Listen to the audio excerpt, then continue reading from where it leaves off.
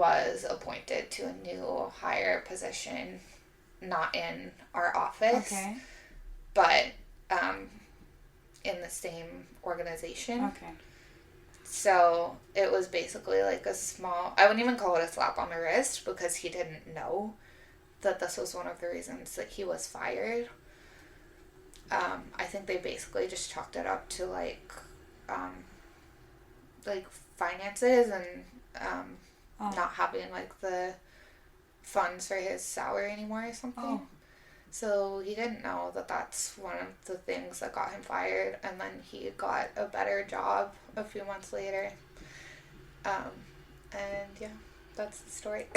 But wait, you were saying that when they asked you if you minded that your name was in the thing, and you said that you didn't mind, so they didn't in the end, like they didn't write anything about this.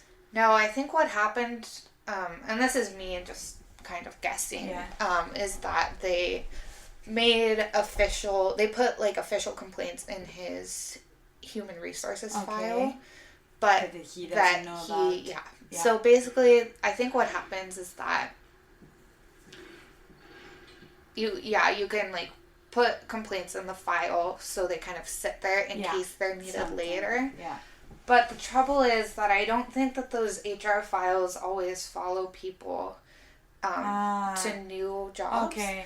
And I think that you need to request someone's HR file in order to see it. Yeah, that makes sense. So even now, I mean, I don't know what he's doing, but he can be applying for jobs and no one knows that this is a pattern, which it is a pattern, you know. Absolutely. It always is. Yeah. Yeah. But do you think that maybe they didn't want, like, if it had come out, this whole story would have been, like, not a great image for where you're working? That's exactly why. So they just, like... they wanted to keep it quiet. Which, I think this is probably one of the reasons why I haven't talked very much about this. And I still kind of struggle with this because the people I was working for in this office, like I said, with the exception of this man, were very good people who I respected and believed in. And so it's kind of this question for me of keeping something quiet in order to protect the reputations of good people. Yeah. Yeah, I understand. Which is really complicated because I don't think that one person's bad behavior should implicate other people. Yeah. But that's the way it works in these kind of like high profile, like, you know, political type situations. So, I don't know what the answer is. But I do think that there are certain parts of like the system, the capital S system, whatever you want to call it, that compel good people to not make the right choice every time. Or not do the right thing every time. Which is really disappointing. And it's also true that, you know, I did kind of share this. I shared this story, a brief version of it, with a few male colleagues. And, like, people I still consider really dear, close friends. And I just got such a different response from them than I did from, like, my female, like, women colleagues. Just not doubt, but just kind of like making excuses for him, basically. Like, oh, you know, he didn't mean it, or what if, you know, he is actually a good guy, he just is like that sometimes. And it's like, then no, he's not a fucking good guy if he's like that sometimes. What does that mean? Like, and, you know, it's like, or like, maybe you misunderstood. And the thing is that for them, you know, as men, as like straight cis men, they don't understand that experience I had with this guy because they don't see that side of him, because they're not sexualized objects to him. You know, they're colleagues with brains and you know, like smart, yeah, capable people that he works with. Whereas I was a young, you know, I was a young woman, who was naive and new to the workplace, and he knew he thought he could get away with that, which he basically did get away with it. Yeah. So. Because, like, after that happened, you said that, like, for a year, you just went on and were probably, like, seeing him in the workplace. Yeah, and you know what's funny is that I think I was in such denial myself that, because I would have, like, a visceral, like, physical reaction to him when I would see him in the office. Like, I would feel it, like, in my body. Yeah. Like, cringe. Yeah. I can feel it now. Like, even, like, envisioning his face gives me the freaking creeps. Yeah. So when I would have to be a professional person in the office around him, it was really challenging. But I never connected it to that. I just was always like, why do I hate him so much? Yeah.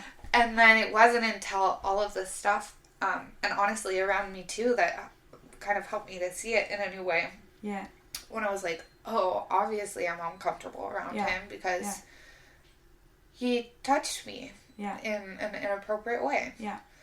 And I really struggled with it, and it felt huge when it happened. And I remember calling my sister, who's like a total badass. So I told her the whole story, and I just remember her saying, like, I'm so proud of you. Yeah. And she's like, this is what needs to happen if we are going to ever change things. Yeah. You know, is that we need to be able to call bad behavior out for what it is. And I don't believe that people should be fired right off the bat all the time if they have bad behavior. Sometimes, absolutely. But it does, the culture around it needs to change, so it can become a learning opportunity. Yeah. Whereas for me, after that day where all of this happened, the bosses never brought it up with me again. Okay. So in some ways that felt really hard because it's like I was super vulnerable and felt like I exposed this really vulnerable part of myself with them. And then forgotten. Then moving on. It was like now we're moving on. And how long did you stay then after he went away? 2 more years. Okay. Okay. Yeah, and I was disappointed. Yeah. It changed the way that I thought about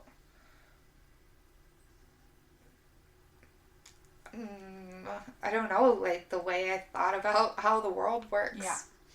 Definitely. Yeah. But it's so, like, especially given the fact that the second, the guy who you spoke to, he seemed that he was understanding and, like, giving you credit for what he'd experienced and not making you doubt yourself, and it seemed like, oh, finally someone is getting it. But then he chose his career. I mean, let's say, chose his reputation rather than helping you out. Yeah, and it is like, I just think in situations like that, follow-up is really essential. Yes. That you can't have a hard conversation with someone where they become very vulnerable with you and then just act like it never happened. Yeah. That's really hurtful. Absolutely. And it's really hard to talk to people about difficult things that have happened to them. And I'm guilty of it because I'm not, I always have like my front on, like, we all want to come across like we have our shit together. Yeah. So, and bringing up a vulnerable situation with someone else requires you to be vulnerable. So that's also hard. And especially in the workplace. Yeah.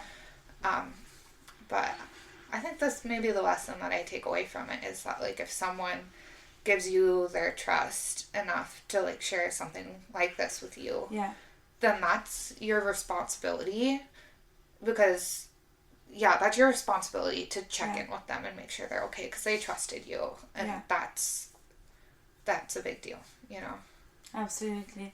I was talking to Sylvia about this then, and it connects to the thing you were saying that you weren't really, it was your first job, you were young, and you weren't really taught how the relationships are in an office and what is, yes, okay, this was okay, this is part of work, and what is, no, this is not work related. And so like all this thing is missing, and I find that since sexual harassment is so present also in the office, in workplaces, how can there not be a person that is like a professional to assess these situations, so to teach beforehand like how relationships have to work, a person you can go to when these things happen that you can trust, and you know that like it's gonna be okay, she's there to hear, and then to follow up, because it's so risky it's also like your dissertation of retraumatization, and I so like